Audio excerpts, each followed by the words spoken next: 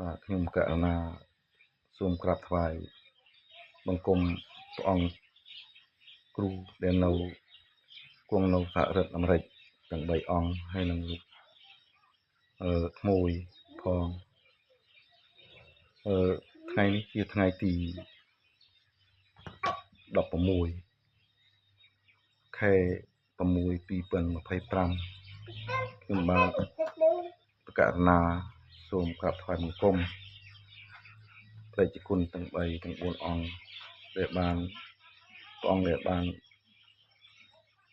ជួយជាបច្ច័យមក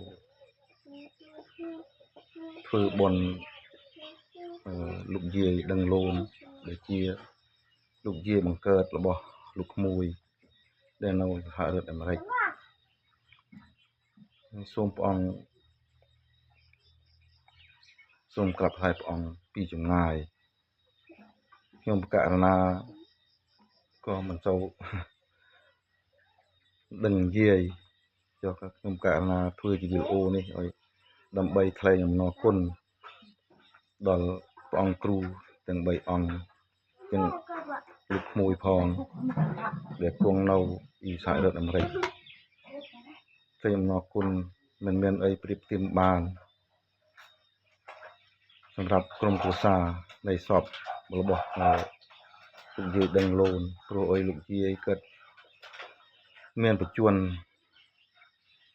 ច្រើនដែលគាត់អាយុ80បច្ចុប្បន្ន86ឆ្នាំគាត់ជំងឺជារាពាធកូនចៅក៏ខ្សត់រੂព្រឹកខ្វះព្រឹករੂល្ងាចហូបល្ងាចរੂមួយថ្ងៃហូបមក2ពេលអត់ចង់គ្រប់ចឹងទេបានខ្ញុំកណាអំណរគុណដល់ព្រះអង្គដែលគង់នៅ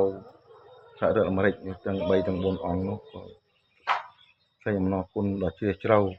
សម្រាប់ខ្ញុំកណាដែលថ្នាក់ដឹកនាំក្នុងភូមិរបស់កណានេះក៏សូមក្រាបថ្វាយអំណរអគុណដល់ព្រះអង្គទាំង4អង្គដែលបានជួយជាបច្ច័យដើម្បីចម្លងបុណ្យលោកយាយដឹងលូនដែលជាលោកយាយសម្រាប់ភូមិរបស់កណាចឹងទេខ្ញុំកណា